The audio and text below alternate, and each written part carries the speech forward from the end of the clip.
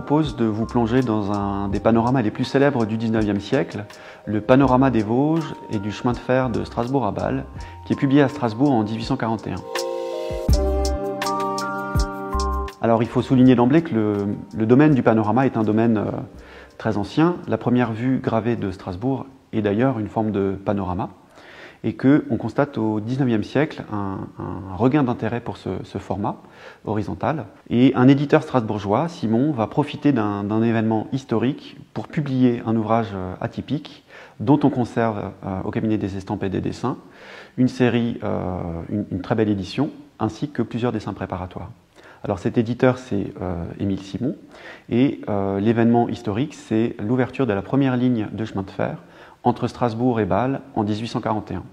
Alors cette ligne de chemin de fer est ouverte par Nicolas Quéclin, qui va pressentir l'intérêt d'un changement des mobilités dans la région, et elle va connaître un succès très important.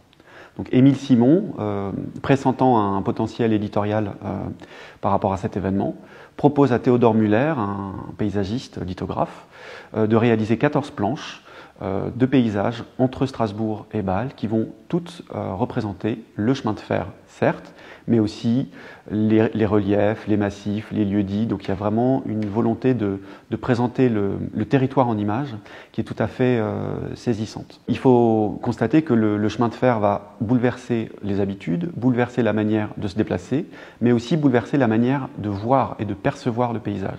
Donc ici, le format retenu, qui est atypique, qui est étonnamment long, les planches font près de 80 cm de large, est en fait la conséquence d'une ouverture du regard, d'une ouverture de l'œil, grâce à ce nouveau moyen de transport. Notre exemplaire du panorama a été entièrement numérisé et il est accessible en consultation et en téléchargement. On vous mettra le lien dans les commentaires, n'hésitez pas à vous l'approprier.